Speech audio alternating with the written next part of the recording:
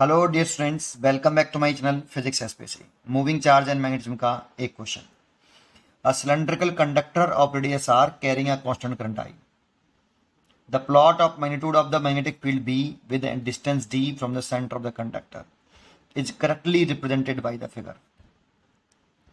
तो इस क्वेश्चन में यहाँ सिलेंड्रिकल कंडक्टर यूज किया, तो यहाँ थोड़ा सा इनकम्प्लीट सेंटेंस लग रहा है कि हॉलो या सॉलिड, तो इसलिए यहाँ थोड़ा सा कंफ्यूजन है।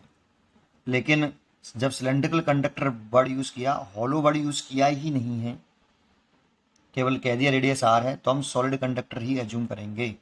आगे हमेशा भी आप इस बात को ध्यान रखें, ठीक है।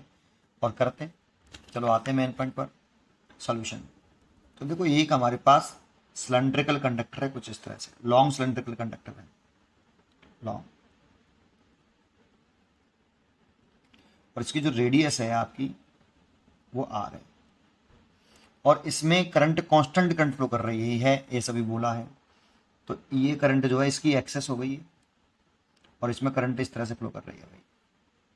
अगर मैं इसका ये एरिया क्रॉस सेक्शन बना लूँ ऐसे, और ये सॉलिड मान के चल रहा हूँ, तो कुछ करंट इस तरह से फ्लो करेगी ऐसे।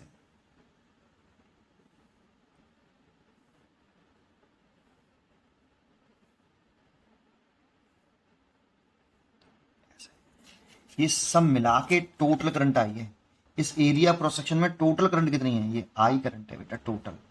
ये टोटल करंट है, ऐसा नहीं ये आई ये आई ये आई ये आई, ऐसा नहीं, सब मिला मिलू के टोटल करंट आई है। या ऐसे कह दो कि करंट डेंसिटी जे कांस्टेंट है, तो करंट डेंसिटी भी कांस्टेंट होगी। तो जे करंट डेंसिटी इक्वल होता है current upon area of cross section. तो इतने एरिया ऑफ क्रॉस सेक्शन में करंट फ्लो कर रही है इस वाले में, ये आई। तो कितना एरिया ऑफ क्रॉस सेक्शन है? पाई आर स्क्वायर, और जे यूनिफॉर्म है, कांस्टेंट है। अब हमसे तीन जगह पर हम मैग्नेटिक फील्ड निकाल सकते हैं। इसको चाहो तो इसका टॉप व्यू ऊपर से देख के आप टॉप व्यू बना सकते हो इस तरह से।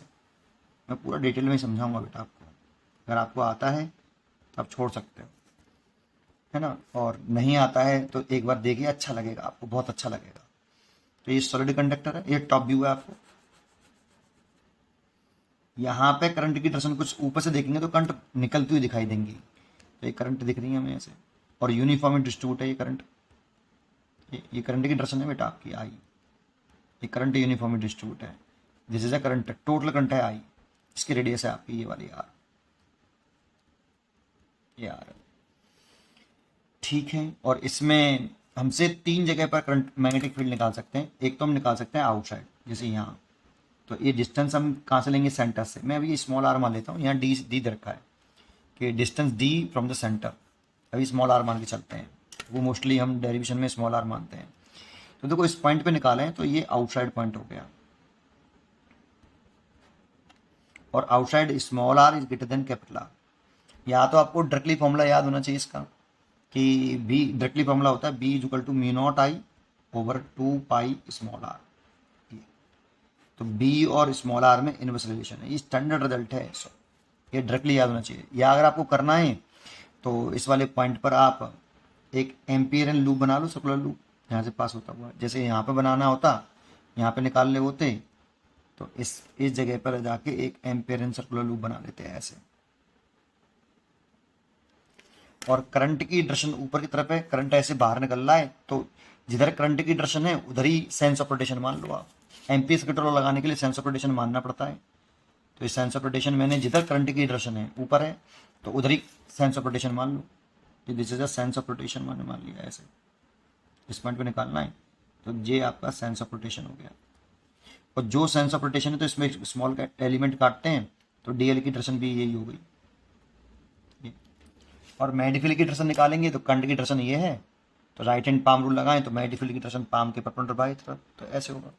तो मैग्नेटिक फील्ड भी बाहर हो जाएगा, तो मैग्नेटिक फील्ड की डायरेक्शन ये होगी। तो थीटा तो कितना हो गया? बी और डीएल के बीच में 0। और एम्पियर सर्कुलर लॉ लगाएं, तो integration B vector dot DL vector बराबर म्यू नॉट, यहाँ आई लिखते हैं जो इनसाइड हो इस एम्पियरन लूप के। तो देखो यहाँ पे तो एयर है, करंट तो ये वाली है, तो टोटल करंट इसके अंदर है आई, तो आई हो गया। और B D L cos 0 degree integration बराबर म्यू 0 आई इनसाइड। यहाँ लिखते हैं जो एम्पिरियन लूप के अंदर इनसाइड वाली टोटल करंट लिखते हैं जो कि आई ही है, और यहाँ कॉस जीरो की वैल्यू 1 और डीएल के रेस्पेक्ट में डिवीजन कर रहे हैं तो लिमिट लिख देंगे 0 से 2 पाई आर स्मॉल। तो उसकी रेडियस, इसकी ये वाली रेडियस जो है स्मॉल आर मानी मैंने ये वाली। तो एम्पिरियल लूप का छोटा सा पार्ट है डीएल, तो इसका इंटीजन करेंगे तो इसकी टोटल लेंथ आएगी। तो इसका टोटल लेंथ कितनी है 0 से 2 पाई स्मॉल आर। तो इंटीजन कर देंगे तो बी बाहर आ जाएगा, डीएल का इंटीजन एल और लिमिट पुट करेंगे एल की तो 2 पाई आर आ जाएगा बराबर म्यू 0 आई। तो यहाँ से सॉल्व करोगे तो बी ये आ गया। ठीक है, तो बी और आर में इनवर्स रिलेशन है बाहर। तो अगर हम अंदर की तरफ चले जाएं, कहाँ चले जाएं, इनसाइड चले जाएं, जैसे इस पॉइंट पर मल्टीप्लाई निकालते हैं अगर हम इस वाले पॉइंट पर, तो यहाँ पर एक एम्पिरियन लूप बना लो ऐसे। अब अंदर वाली करंट निकालनी होती है एम्पिरिकल लॉ में, जैसे इस पॉइंट पे निकालना है इस वाले पॉइंट पर, तो यहाँ पर एक एम्पिरियन लूप बना लो, ये दिस इज अ एम्पिरियन लूप ऐसे, है ना। तो आप इस जगह पर अगर एम्पिरिकल लॉ लगाओगे तो आपको क्या करना पड़ेगा कि इसके अंदर वाली करंट निकालनी पड़ेगी। वो कैसे निकालें, तो जे तो कांस्टेंट है भाई, जे कांस्टेंट है। अब यहाँ पे बी जो आर है ना वो स्मॉल आर, इनसाइड वाले केस में small R less than capital R. तो जो जे है ना इसके इनसाइड करंट है वो जे इक्वल टू क्या होता है, current intensity I dash, current density होता है जे आई डैश। तो इसके अंदर करंट मैंने मान ली कि अनसाइड वाली करंट कितनी है, आई डैश है। अंदर अंदर वाली इतने वाले पोर्शन वाली अंदर करंट जो है वो कितनी है, वो आई डैश मान ली मैंने, है ना, आई डैश। और एरिया कितना है इसका, पाई आर स्क्वायर। तो करंट निकल आएगी I dash is equal to J into pi small R square. और फॉर्मूला लगा दो, एम्पिरिकल लगा लो। फिर इसमें भी सेंस ऑफ रोटेशन यही मान लो बेटा आपका ऐसे ही, क्योंकि जो करंट की डायरेक्शन है ऊपर की तरफ करंट है, तो सेंस ऑफ रोटेशन जो फिंगर कल कर रही है ना हमारी, उसी को हम सेंस ऑफ रोटेशन मान लेते हैं। तो करंट ऐसे सेंस ऑफ रोटेशन मान लो ऐसे ऐसे। तो डीएल की डायरेक्शन कुछ इस तरह से होगी डीएल, और इसमें मैग्नेटिक फील्ड की डायरेक्शन निकालेंगे तो राइट हैंड पाम रूल लगाएंगे तो मैग्नेटिक फील्ड की डायरेक्शन भी यही आएगी ऐसे पाम के रूल के अकॉर्डिंग। तो बी ऐसे ही, तो थीटा कितना आएगा इसमें भी 0। ठीक है, तो लॉ लगा दें, integration B D L cos 0 बराबर म्यू 0, इनसाइड करंट है आई डैश और आई डैश की वैल्यू है mu naught J pi small R square. B तो बाहर आ गया और डीएल का इंटीग्रेशन करेंगे तो एल होगा और लिमिट होगी 0 से 2 पाई आर। लिमिट हमेशा इस जो एम्पिरियल लूप मानते हैं उसकी टोटल लेंथ को मानते हैं, तो किसी पे डीएल कंसिडर किया आपने, उसकी रेडियस स्मॉल आर मानी है आपने, तो इसीलिए ऐसा लिखा। लेकिन यहाँ पे स्मॉल आर कैपिटल आर से छोटा है, यहाँ पे स्मॉल आर कैपिटल आर से बड़ा था, ये इंपॉर्टेंट है ना। तो यहाँ पर डीएल की वैल्यू इंटीग्रेशन करेंगे तो 2 पाई इंटू आर हो जाएगा स्मॉल आर बराबर mu 0 J pi R square. अब यहाँ से एक आर कैंसिल हो गया, पाई से पाई कैंसिल हो गया, तो बी इक्वल टू आ गया म्यू 0 जे स्मॉल आर बटे 2। तो देखो बी का आर के साथ कैसा रिलेशन है, इनवर्स रिलेशन। जे तो कांस्टेंट है ना, करंट कांस्टेंट है, जे कांस्टेंट रहेगा। करंट जो है यूनिफॉर्मली डिस्ट्रीब्यूट है, जे कांस्टेंट है आपका ऐसे। चाहो तो जे के अगर आई के टर्म में चाहिए तो जे की ये वाली वैल्यू पुट कर दो आप यहाँ पे।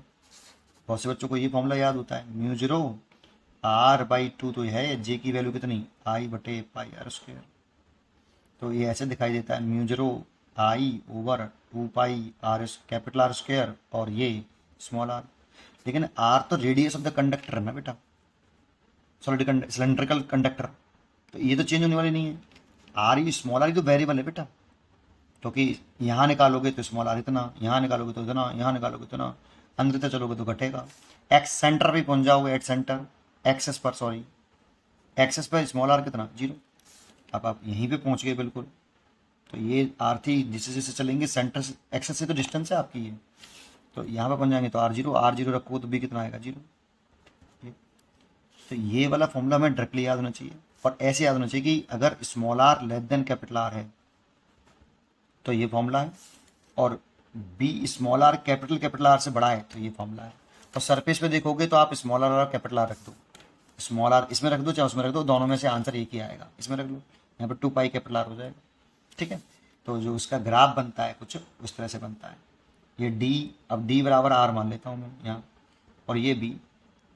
तो देखो इनसाइड तो डायरेक्ट रिलेशन है और सेंटर एक्सेस पे 0 है, तो आर बराबर 0 है यहाँ पे और बी भी 0 है, और अंदर स्ट्रेट लाइन आएगा, डायरेक्ट रिलेशन है।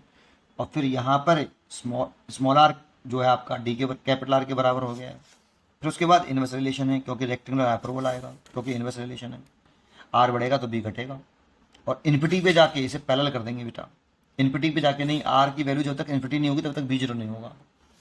तो इस तरह से कर सकते हो आप इसको, इसीलिए इसका जो आंसर होगा वो ए होगा।